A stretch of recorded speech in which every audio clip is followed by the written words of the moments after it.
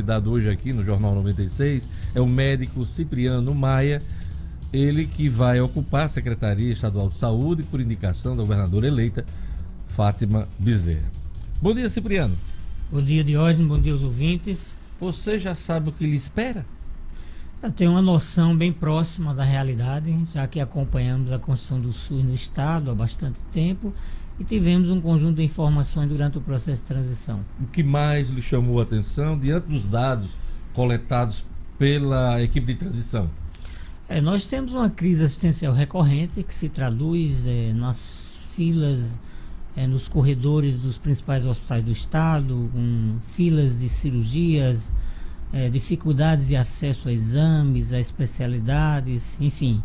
Esse é um problema. São doenças crônicas. Quer dizer, são problemas crônicos que se agudizam a cada momento, desde as cirurgias traumatológicas, que é sempre um problema recorrente pela baixa oferta, a dificuldade na regulação que se enfrenta, mas mais do que isso também nós temos problemas crônicos na área da vigilância em saúde, na área da própria gestão do sistema estadual, porque nós, enquanto Secretaria Estadual, ao longo do tempo, fomos perdendo a capacidade de planejar o sistema, de fazer uma gestão adequada, de atuar de forma mais cooperativa com os municípios, e tudo isso se reflete na crise assistencial nos hospitais. Ou seja, hoje, usando os termos da saúde, é mais remediar do que planejar. Exatamente, e mais do que isso, quer dizer, o papel da Secretaria não deveria ser só prestador de serviços, mas principalmente coordenador do sistema, formulador da política, normatizador, avaliador. Que são muitas, né? Que são muitas, e de apoiar os municípios na consecução dos seus objetivos sanitários. Eu fiz questão de usar o termo doença crônica porque parece não ter cura. Esse problema de gente nos corredores, não tem solução. Entra governo, sai governo, há até um momento de esforço, de mutirão, aí tira ali por uma semana os pacientes dos corredores, mas eles voltam em poucos dias, né? Como enfrentar isso? Você que é conhecedor do sistema. Bem, nós pretendemos fortalecer a regionalização da saúde, que é uma diretriz antiga que no Estado não teve muita efetividade. Ou seja, não tem sentido que os casos mais comuns da região de Pau dos Ferros, da região do Seridó, da região do Oeste, ou do Trairi, estejam todos migrando para Natal ou para Mossoró, no caso das cidades mais próximas.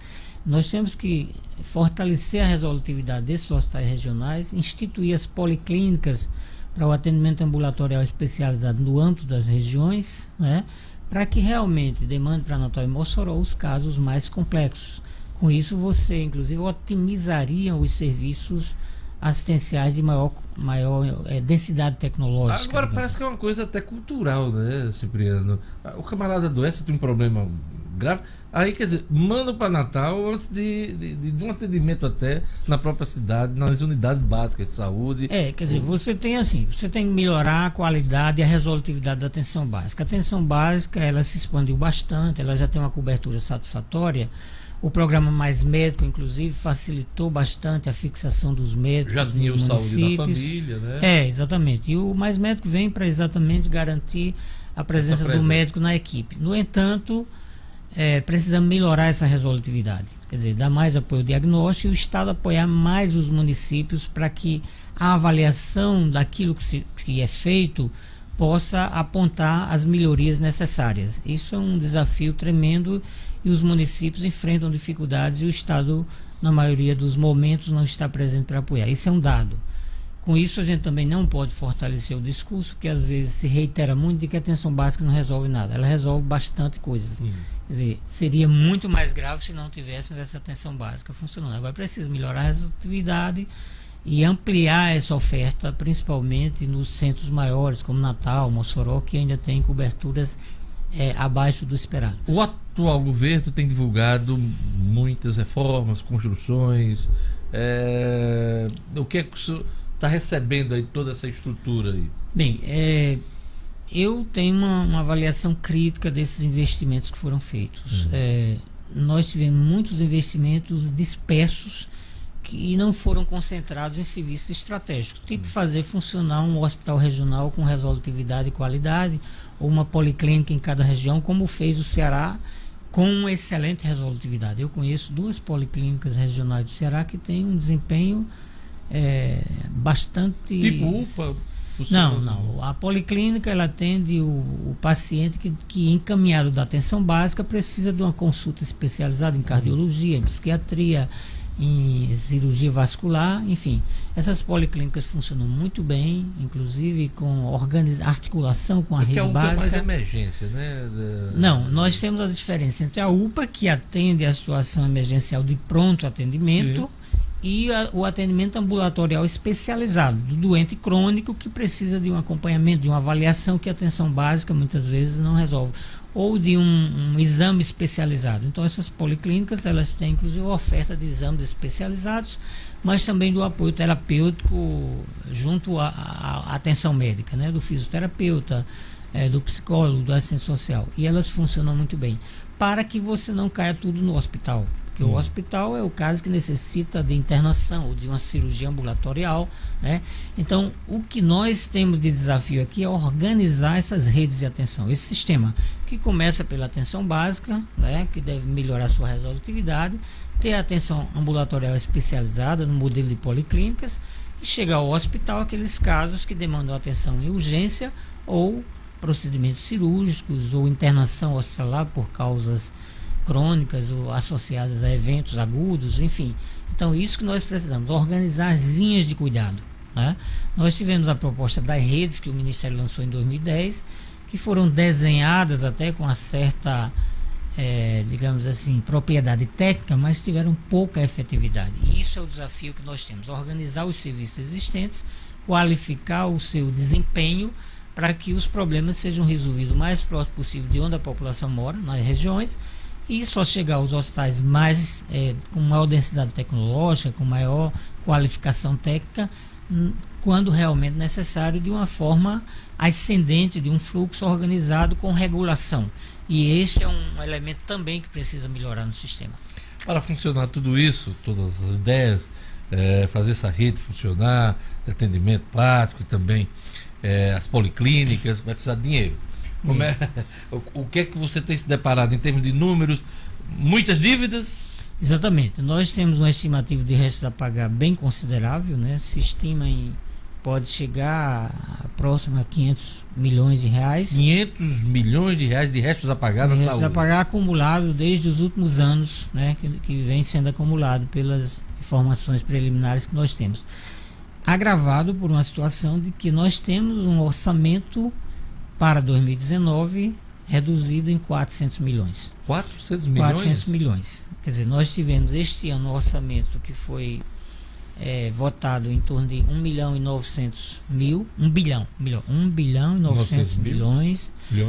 A maior parte em folha de pessoal, uma parte considerável, e a outra de recursos próprios e transferências federais. Parte dessas transferências federais se decorreram em caráter excepcional, não foram incorporados ao teto financeiro do Estado, né? Então, elas somem agora? Elas desaparecem em 2019, o que faz com que o orçamento do próximo ano, que foi votado, é de 1 bilhão e 500 milhões, né?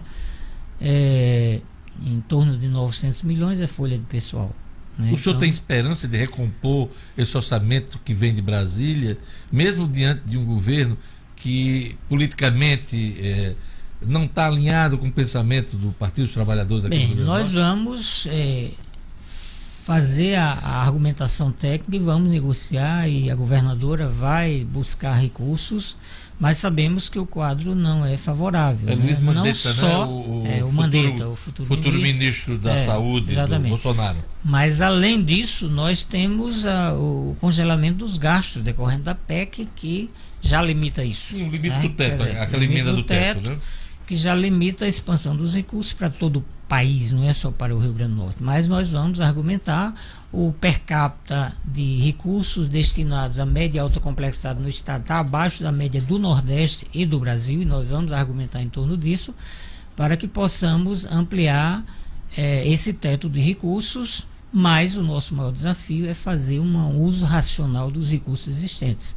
seja na utilização do próprio pessoal que já é remunerado pelo Estado, melhorando a eficiência e a eficácia na gestão dos serviços, seja também atuando de forma mais cooperativa com os municípios e com as outras instituições presentes nos territórios, como as universidades públicas, estaduais, federais, institutos federais, potencializando, produzindo sinergia nos recursos escassos existentes. Então, nosso desafio é fazer mais com menos. Não é um desafio fácil. Aliás, esse é um lema que se tem já há algum tempo em todo o país, em várias áreas. Secretário Cipriano, como é que está a questão da central de medicamentos? Que é um problema muito sério, que tem uma boa parcela da população que depende desses medicamentos de uso contínuo. A questão dos medicamentos é um problema crônico e agudo, né, também, porque se agudiza no Brasil todo. No Rio Grande do Norte, eu creio que por falta de uma política de estruturação dessa área, ela é mais crítica. Então, nós temos filas enormes, temos uma judicialização intensa na dispensação de medicamentos, com bloqueio de recursos orçamentários que causa um aumento da iniquidade, porque muitas vezes a pessoa que ganha a ação, ela recebe na frente de outro que estava precisando na fila, né? Então, assim, você aumenta, inclusive, a desigualdade nesse acesso, porque muitas vezes quem tem acesso é que pode pagar o advogado, ou a defensoria não dá conta de toda a demanda. Então, o senhor considera algumas decisões injustas? A judicialização, apesar do intuito de promover o acesso ao direito, muitas vezes ela causa iniquidade, ou agudiza a iniquidade. Que você tem uma pessoa de alta renda que tem acesso a um medicamento de alto custo, e o pobre que não pôde pagar advogado ou que não teve o seu processo agilizado na defensoria não tem esse acesso. Mas como é que está o abastecimento? Então, o abastecimento é crítico, seja nos hospitais próprios, né? Porque às vezes você tem 80%, mas se falta um item essencial, pode comprometer o funcionamento do serviço. E nos medicamentos de dispensação, né, especializado, nós temos também problema e concentração, com filas enormes, enfim. Nós pretendemos racionalizar isso, primeiro criando uma política de assistência farmacêutica no Estado, que nós não temos. Nós precisamos ter essa política, organizar o sistema. Tipo farmácia popular, algo do tipo? Nós precisamos fazer com que o acesso ao medicamento seja feito adequadamente na atenção básica, que é uma responsabilidade dos municípios, mas o Estado pode apoiar isso. Depois, os medicamentos estratégicos são fornecidos pelo Ministério, inclusive de forma gratuita, mas às vezes você não tem uma distribuição adequada. Tratamento de tuberculose, de sífilis, de AIDS, DST, que são fornecidos pelo Ministério. Diabetes também? A diabetes, quer dizer, os medicamentos crônicos. Organizar isso, ter uma gestão mais eficiente e comprar melhor. Ao lado disso, nós também precisamos promover o uso racional dos medicamentos, porque nós temos uma excessiva medicalização da sociedade que leva, muitas vezes, à iatrogenia. Então, esse uso racional também é uma diretriz da política de assistência farmacêutica. Cipriano Maia, com relação ao novo hospital da capital, muito se falou nesses últimos governos, o governo de Rosalvas falou em construção de um novo hospital de traumas, principalmente aqui em Natal. O governo Robson também falou durante um certo momento. Isso vai ser prioridade no governo de Fátima Bezerra? Veja bem, nós precisamos realmente renovar o nosso parque de assistência hospitalar. O nosso parque, ele é dos anos 70, 80, extremamente defasado, obsoleto, foram feitas reformas, pequenas ampliações, mas completamente suficiente. Temos sim agora, com o investimento do Banco Mundial, um hospital em Mossoró, mas é um hospital voltado para a atenção à mulher, né, que está sendo entregue, né, que deverá ter funcionamento a partir de 2020. Esse deverá ser uma preocupação nossa, mas nós precisamos primeiro fazer com que os hospitais regionais funcionem adequadamente e buscarmos projetos que venham a viabilizar o financiamento de um hospital. Então pode ser uma possibilidade. É uma possibilidade de realmente você reestruturar isso dentro de um projeto de organização da atenção hospitalar. Nós não podemos pensar um projeto de um hospital isolado. O desafio hoje é você ter redes integradas onde o hospital entra como parte disso. E tão importante quanto ter novos hospitais é melhorar a gestão dos existentes. Porque não adianta eu crescer leitos se os leitos que eu tenho eu não faço uma gestão clínica, uma gestão do cuidado adequada para que esse leito possa ser utilizado racionalmente. Se eu passo um leito, com um paciente com 30 dias no leito, eu estou, digamos assim, imobilizando um recurso que poderia estar sendo usado de forma mais racional. Então, isso exige melhoria na gestão para que esse paciente não precise ficar tanto tempo hospitalizado. Nós temos um minutinho ainda, mas eu queria saber sobre os servidores, sobre a política do pessoal, porque o ex-secretário, ex-ocupante da pasta, enfrentou problemas com as equipes, né? Porque não podia fazer concurso e tal. Como é que está essa questão do pessoal na área da saúde? Ela continua crítica eu creio que defasagem de pessoal, a necessidade de ampliar os recursos, mas também o que nós vamos fazer de cara é racionar o uso desses recursos. Porque enquanto falta muitos servidores em alguns setores, em outros, por políticas, às vezes, de incentivos focadas em certos serviços, você tem servidores, se não em excesso, mas em quantidade bastante suficiente, enquanto outros a carência. Então, contratos cooperativos também. Como é que tá contrato com as cooperativas, nós temos inúmeros contratos e muitas vezes um uso não racional desse recurso. Então mexer também. Nós vamos analisar todos os contratos existentes, até por essa questão orçamentária, para um uso mais racional, seja de pessoal terceirizado, cooperativa, seja os contratos também de serviço. Isso é uma diretriz que nós precisamos fazer de início na gestão, porque não temos como manter contratos que a gente não possa honrar. É isso aí. Eu queria agradecer a presença do médico Cipriano Maia, futuro secretário estadual de saúde no governo de Fátima Bezerra. Cipriano, boa sorte, bom trabalho. Que 2019 seja um ano profícuo para você, principalmente para otimizar os trabalhos nessa rede estadual de saúde. Obrigado. Nós agradecemos. É isso aí. Colocamos a disposição. Jornal 96 fica por aqui. Vem aí Padre Francisco Fernandes com Fé na Vida. Eu volto amanhã. Tchau.